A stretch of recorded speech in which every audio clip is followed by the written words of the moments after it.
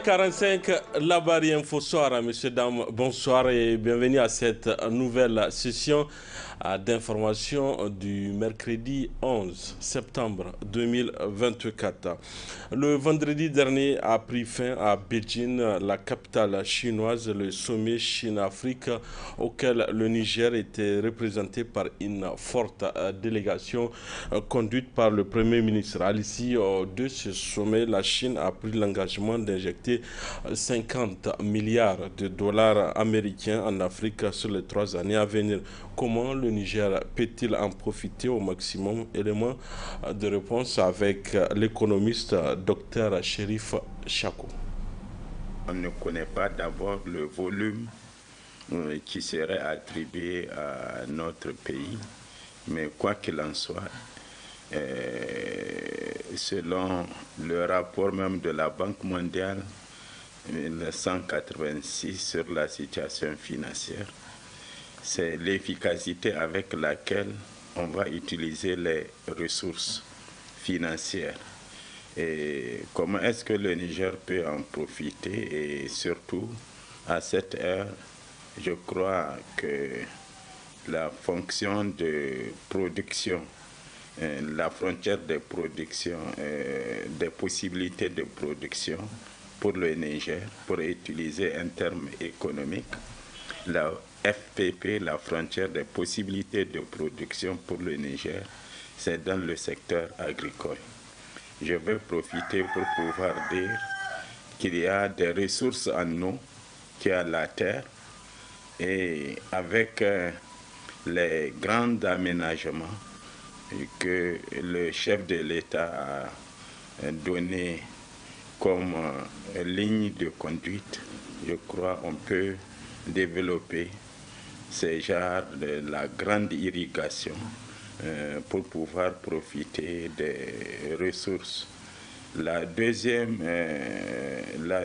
phase où on peut profiter de ces ressources, c'est le développement des ressources humaines, que ce soit dans la santé et surtout dans l'éducation. C'est-à-dire, une fois qu'on arrive à éduquer un peuple, on lui donne les voies pour pouvoir produire du poisson plutôt que de lui donner du poisson. Donc il y a les deux secteurs que je vois qu'on peut valablement utiliser les ressources, quel qu'en soit leur volume, pour pouvoir accroître la frontière des possibilités de production, pour utiliser un terme économique. Tout pays, toute coopération qui nous permettrait de développer notre capacité à produire afin d'élever le niveau de vie de nos pays, c'est-à-dire le principe numéro 8 de Manqui sur les 10 principes. Le niveau de vie d'un pays dépend de sa capacité à produire. Donc pour pouvoir produire, il faut non seulement avoir les ressources naturelles, mais aussi les ressources humaines pour pouvoir conduire cette fonction de production. Actuellement, je vois que la Chine intervient dans un secteur qui va entraîner des lignes structurantes, qui va changer la structure économique du pays. Donc je préfère dire que d'un point de vue fonction de production ou bien frontière de possibilités de production, le pétrole, l'intervention de la Chine dans le pétrole, dans le secteur pétrolier et d'autres, parce que je crois dans ce domaine, le gouvernement voudrait faire une diversification des partenaires. Si vous prenez même des opérateurs, et c'est une excellente chose que la SONIDEP soit prise comme acteur pouvant agir du début de la chaîne jusqu'à la fin de la chaîne. Donc, le poids de la Chine, par exemple, par leur entreprise qui intervient dans le pétrole, notre société qui va commencer à intervenir dans le secteur. Donc, on ne peut pas dire que c'est concurrent. J'allais dire c'est complémentaire plutôt que d'option d'abandon ou bien de chercher quelqu'un. Dans le même chapitre, quelques concitoyens se sont prononcés en ce sens, suivant leur avis. Ce que nous espérons, c'est toujours une question interne, hein, parce que vous savez, chaque fois il y a eu des annonces, que ce soit de la Chine ou même d'autres pays, par rapport à des projets ou à des financements. Mais toujours est-il que si nous-mêmes, nous ne mettons pas sur la table des projets structurels ou structurants, il va de soi que l'investissement va venir et ne produira rien comme effet escompté. Donc d'abord, j'ai écouté le Premier ministre, il dit que nous n'étions pas pour quémander ou pour faire la mendicité. Et c'est bien parce que selon lui, nous avons des ressources, beaucoup de ressources humaines, comme il l'a dit, et des ressources naturelles. Mais il faut d'abord qu'on sache valoriser ces ressources naturelles-là. Parce que vous savez, pour la Chine, le cas de la Chine particulièrement, elle est au Niger, c'est elle qui a l'exploitation pétrolière. Et jusque-là, en tout cas, les Nigériens n'ont pas encore bénéficié de cette manne pétrolière-là concrètement. Et en tout cas, l'impact est insignifiant par rapport aux attentes et par rapport aussi à l'importance de cette précieuse ressource-là.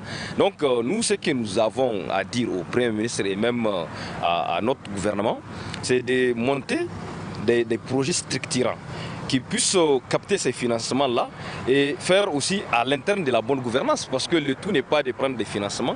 Il faut que ces investissements-là, qui ne sont pas des dons dans tous les cas de figure, c'est peut-être des prêts, certainement. Et donc, il faut qu'on sache mettre la priorité sur des projets qui puissent nous aider, d'abord même nous-mêmes en tant que pays, à nous développer, mais aussi à pouvoir créer de l'économie qui puisse nous permettre de rembourser les dettes que les gens sont en train de contracter. Parce que c'est ça le plus important.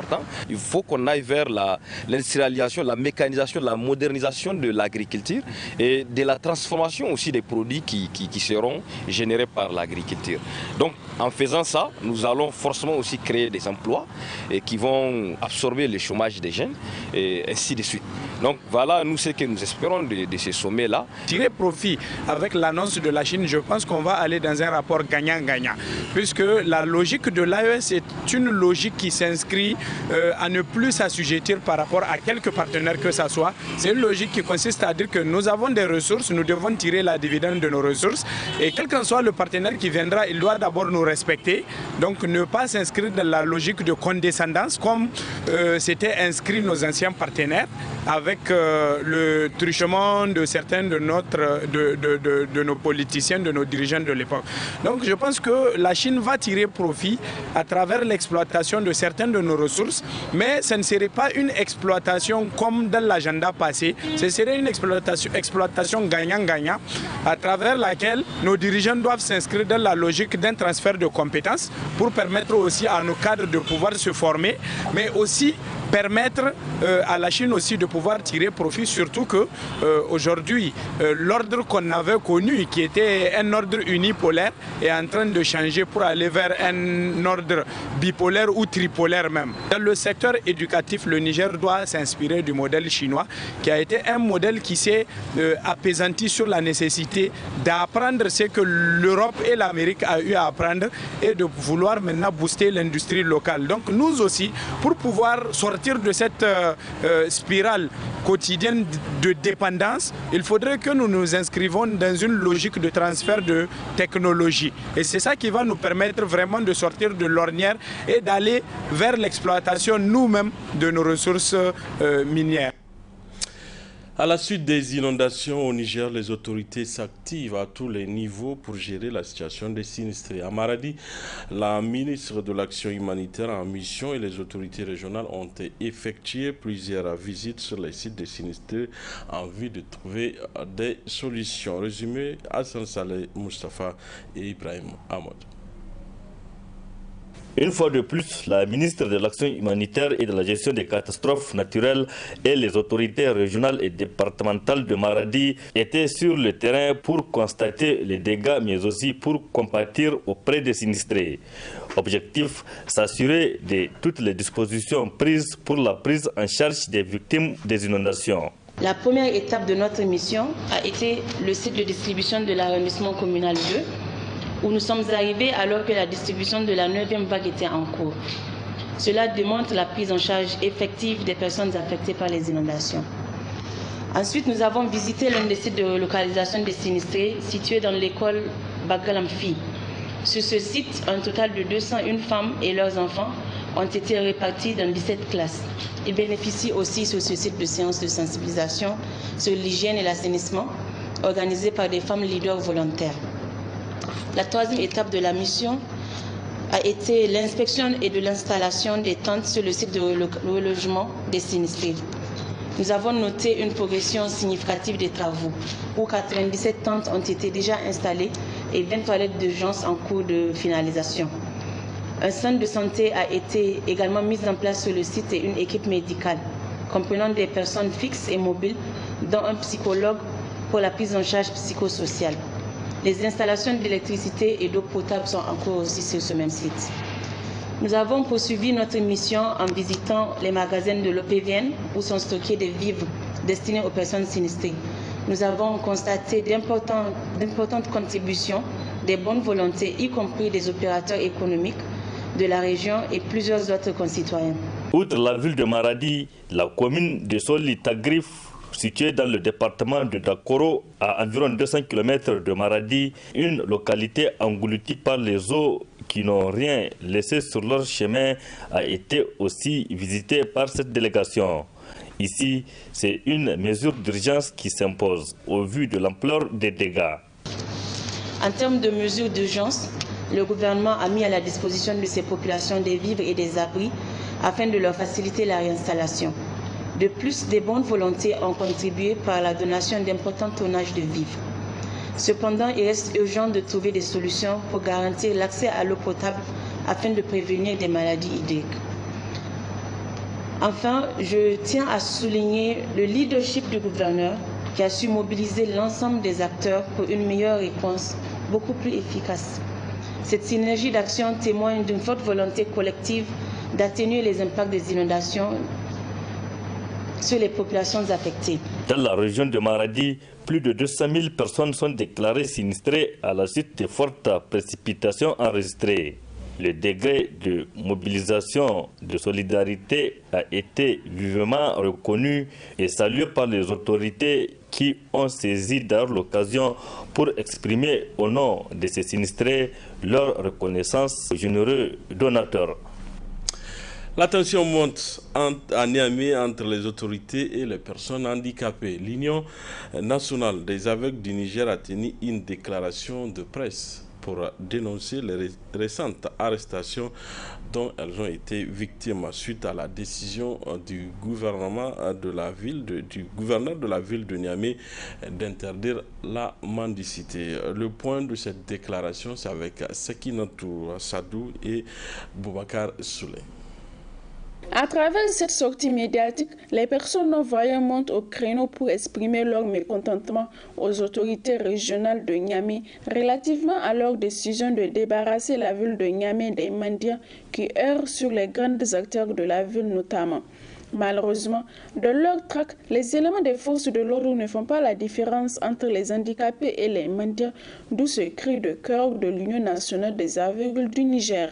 En début du mois d'août, le gouverneur de la région de Niamey a déclaré interdire la mendicité sans aucune mesure de protection sociale, même pour les personnes handicapées les plus vulnérables. Cette situation a eu déjà des conséquences graves sur la vie de ces personnes et leurs familles qui ont été arrêtées, gardées pendant parfois plusieurs jours sans aucune assistance sociale à leur famille. Le gouverneur, malgré plusieurs démarches, a refusé de rencontrer la Fédération nigérienne des personnes handicapées, d'où l'obligation pour notre union de faire entendre sa voix en ce jour 11 septembre 2024. Notre union n'a jamais encouragé la mendicité, mais nous pouvons comprendre la détresse du nombre qui n'ont pas eu d'autre choix que de vivre de la mendicité.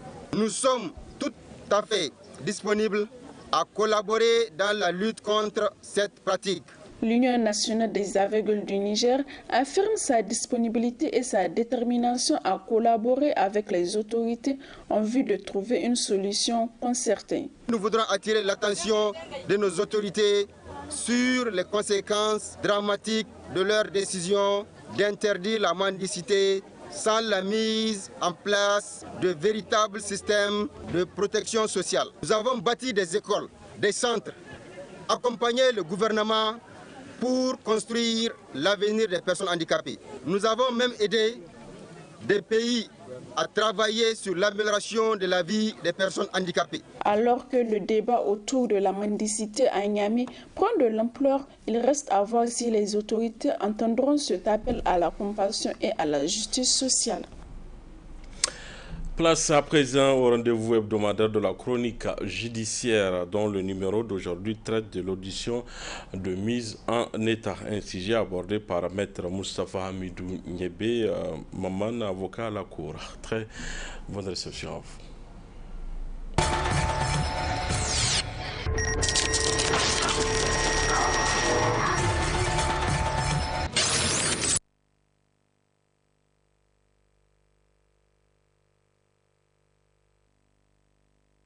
La procédure de la mise en état a pour but de permettre à la juridiction saisie d'une affaire de rendre son jugement après avoir pris connaissance de l'ensemble des arguments des parties ainsi que des pièces sur lesquelles celle-ci se fonde. Cette procédure a donc pour objet de mettre le dossier en état d'être jugé. C'est extrêmement important que vous preniez la procédure pénale, la procédure administrative, la procédure civile, la procédure commerciale et même devant le tribunal du travail. La juridiction saisie doit rendre le dossier en état d'être jugé avant de se prononcer là-dessus. Mais dans notre ordonnancement juridique, c'est seulement, je dis bien, pour la procédure civile et la procédure commerciale que le législateur a pris le soin de baliser la manière où le juge doit procéder pour rendre le dossier en état. Mais si vous prenez par exemple la procédure pénale, il revient au procureur de la République, la partie poursuivante, de mettre le dossier en état. Et cela se traduit par l'envoi des citations à toutes les parties. Il faut que les citations soient régulières, il faut que les citations reviennent, rentrent dans le dossier. C'est ça. Dans ce cas, le dossier en état, l'obligation du parquet ou l'obligation de la juridiction, c'est de vérifier est-ce que toutes les parties ont eu connaissance de la date d'audience. Et cela se traduit par l'envoi des citations, ce qui se fait dans la pratique par les huissiers, c'est eux qui envoient les citations, par le biais du parquet. Si vous prenez la matière coutumière, le dossier doit être en état d'être jugé. Le juge va vérifier est-ce que les pièces ou les arguments qui vont lui permettre de rendre une belle décision ou une décision en conformité du droit sont dans le dossier. Et là, le dossier est en état. Maintenant, spécifiquement, on va parler de procédures où le législateur a pris le soin de préciser comment le juge doit y procéder. Pour la procédure civile, cela a été expliqué dans la loi 2015-23 du 23 avril 2015 portant code de procédure civile. Et cette loi a été modifiée, je dis bien modifiée, dernièrement par la loi numéro 2019-02 du 30 avril 2019, modifiant et complétant la loi numéro 2015-23 du 23 avril 2015 portant code de procédure civile. Pour la procédure commerciale, cette loi a été reformée dernièrement par la loi 2019-01 du 30 avril 2019 fixant la composition, l'organisation, la compétence et la procédure à suivre devant les tribunaux de commerce et les chambres spécialisées en République du Niger. Si un dossier se retrouve devant le tribunal de grande instance statuant en matière civile, on renvoie le dossier à ce qu'on appelle, parce que le dossier va venir à l'audience pour la première fois, c'est ce qu'on appelle l'appel de cause. Et à cette audience, on renvoie le dossier devant le juge de la mise en état. Devant la chambre, le tribunal du commerce, directement, parce que là-bas, la procédure de conciliation est obligatoire. L'audience va avoir lieu d'abord devant un juge, à chambre de conseil, où ils vont tenter de concilier les parties dans un délai de maximum de 2 jours.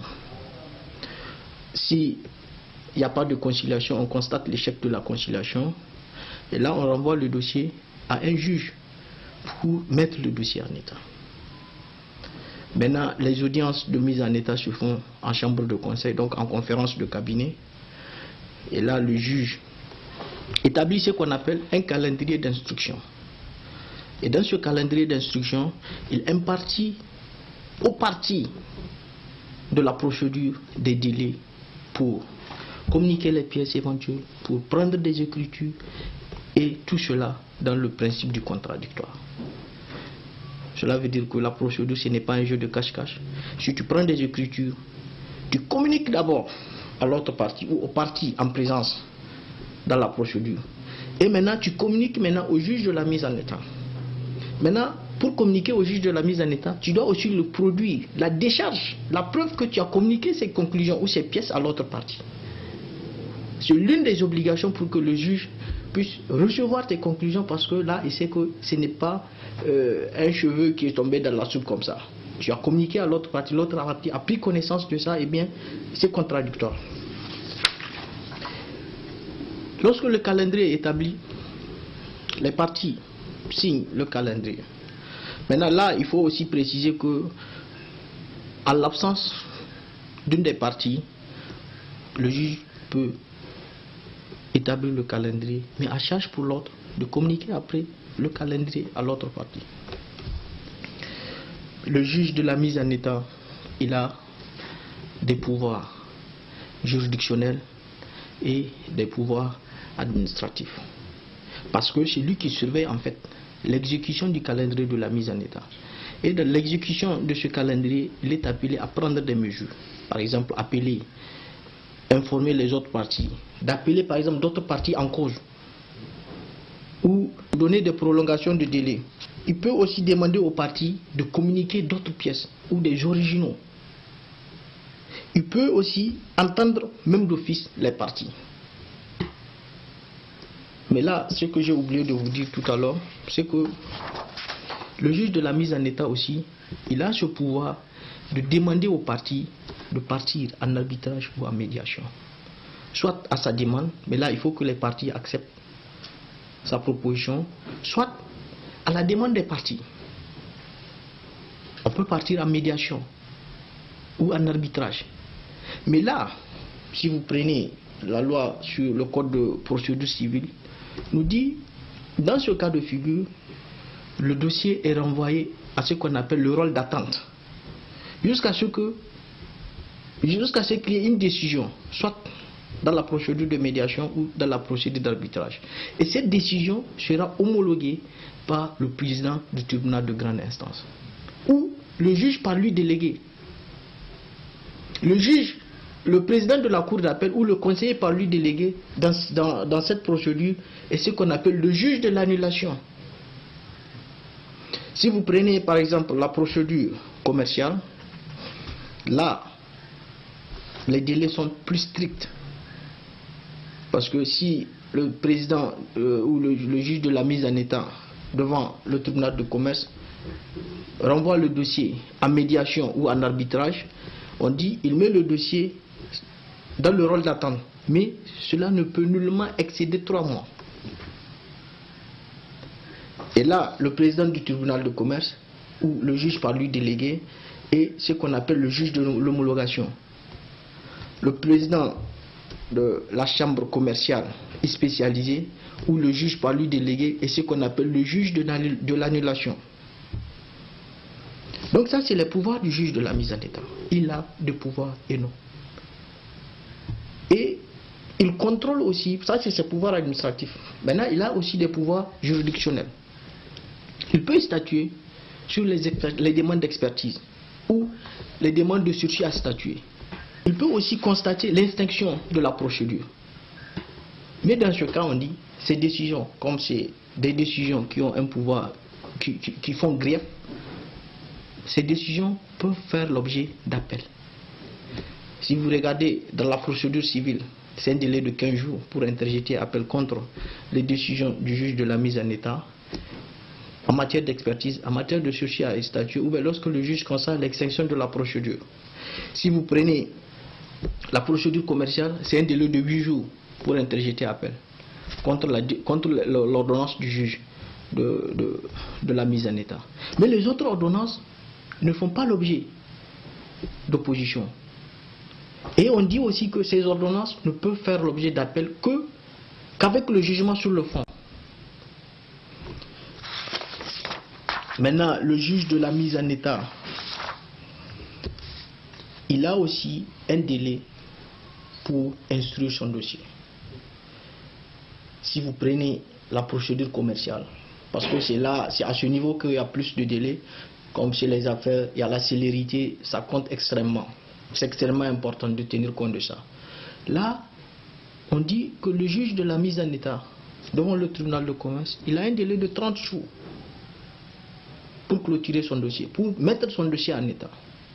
Et là, s'il constate qu'il ne peut pas faire ce travail dans un délai de 30 jours, soit parce que l'affaire est complexe, soit parce qu'il a besoin de plus de temps pour bien instruire le dossier, pour mettre bien le dossier en état, et bien dans ce cas, il fait une demande motivée au président du tribunal qui statue par ordonnance pour l'autoriser. Et là aussi, on dit que ce délai ne peut pas excéder 15 jours. Donc devant le tribunal du commerce, le dossier, au maximum, devant le juge de la mise en état, ne peut pas dépasser 45 jours.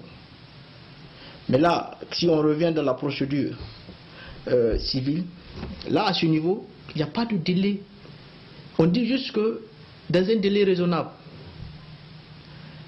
Donc là, il appartient au juge de la mise en état, en fonction de la complexité de l'affaire, des actes à poser, de prendre un délai raisonnable pour mettre son dossier en état.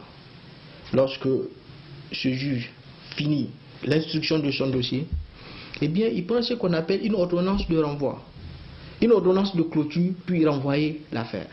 Donc, il renvoie son affaire, il prend l'ordonnance, il notifie l'ordonnance aux parties et il renvoie maintenant à l'audience de plaidoirie.